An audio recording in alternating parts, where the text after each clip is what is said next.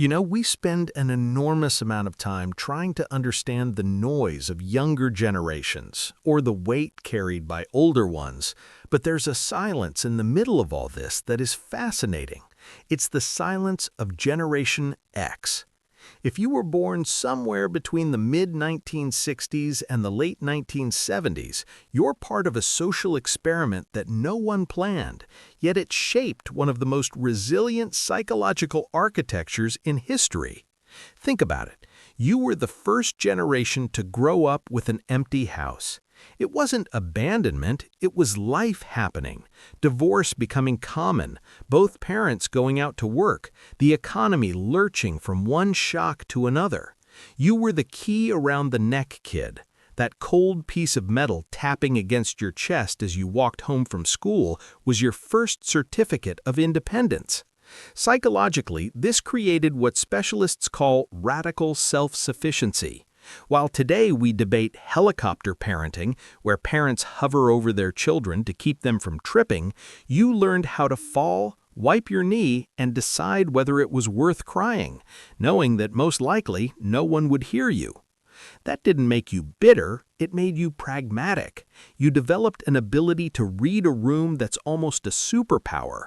When you walk into a meeting today and within 3 seconds can tell who's faking it and who actually knows what they're doing, that's your 10-year-old self speaking, the one who had to decide alone whether the stranger on the street was dangerous or if the noise in the back of the house was just the wind. You grew up in an analog world that was about to explode. You learned how to wait. Wait for the cartoon to start. Wait for the photo to be developed. Wait for a friend to show up at the gate without warning you on WhatsApp. That waiting trained your brain for frustration. That's why today, when the system crashes or the plan changes, you don't collapse, you just sigh, grab a tool, and fix it. You're the generation that doesn't need a tutorial to survive chaos, because chaos was your playground. But all that independence comes at a cost, doesn't it? And this is where the psychology of Generation X becomes deep and at times a little lonely. You became the sandwich generation. On one side, you care for parents who belong to an era of rigid silences and unquestioned authority. On the other, you raise children who ask for emotional validation every 5 minutes.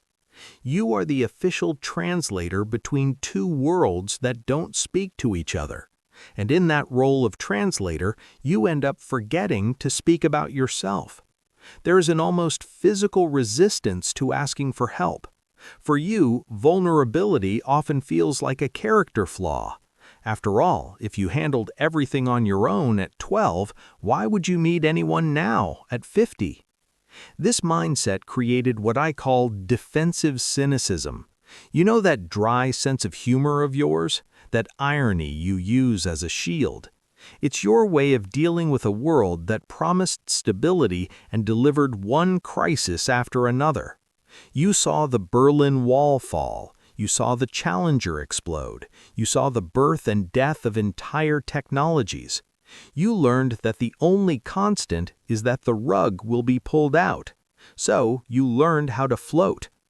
What no one notices is that behind that "I don't care" attitude, there is a fierce loyalty. You don't post about your good deeds. You don't write long posts about your principles. You simply show up.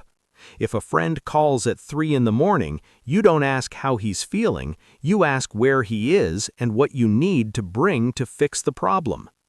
Your psychology is one of silent competence. You are the adult who doesn't need applause to function. But sometimes that armor gets heavy. You spent so much time being the bridge everyone walks across that you forgot bridges need maintenance too. Maybe the great lesson for Generation X now is to understand that being seen is not the same as being vulnerable to danger, that lowering your guard doesn't erase your strength. You survived the silence of the empty house and the uncertainty of a world in transition. You don't need to prove that you're self-sufficient anymore. The world already knows. Now, maybe, it's time to allow the world to take care of you a little too.